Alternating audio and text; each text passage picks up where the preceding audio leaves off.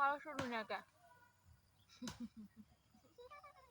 guys কি খবৰ আপোনালোকৰ নিশ্চয় ভাল চাগে আৰু মোৰো ভালেই বাৰু আৰু মই ঘপককে আহিলো বাৰীত ইফালে চিঞৰি আছো কিন্তু কোনো মাতেই দিয়া নাই মই বোলো অবাক মই ভয় খাই গ'লো আকৌ কি হ'ল বোলো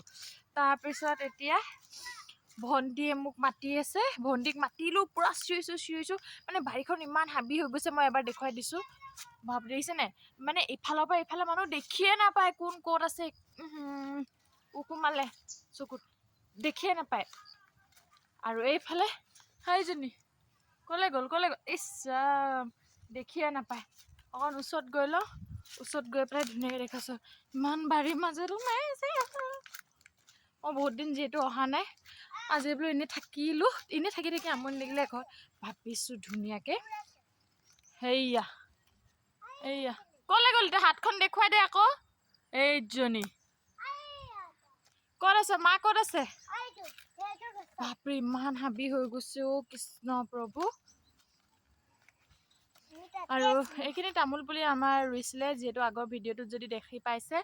তেতিয়া ইমানখিনি ডাঙৰ হ'ল আৰু ইমানখিনি ডাঙৰ মানে কি আৰু ডাঙৰ হোৱা নাই তেনেকৈ আৰু যেনেকৈ হ'ব লাগে আৰু তেনেকৈ মাহঁতে চাফা কৰি আছে মোবাইলটো কেমেৰাটো ধৰি পেলাই হাত বিষাই গৈছে পাৰিম পাক বিচাৰি আনিম তামোল তোমাক খোৱা মই ধুনীয়াকৈ এতিয়া কাটি আছো তামোল কোনোবা যদি খাই আহিব পাৰিব আইও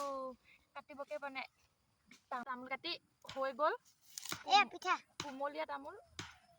আজি যাত্ৰা কৰিম কুমলীয়া তামোল লগতে লৈ ল'লো পাণ লৈ ল'লো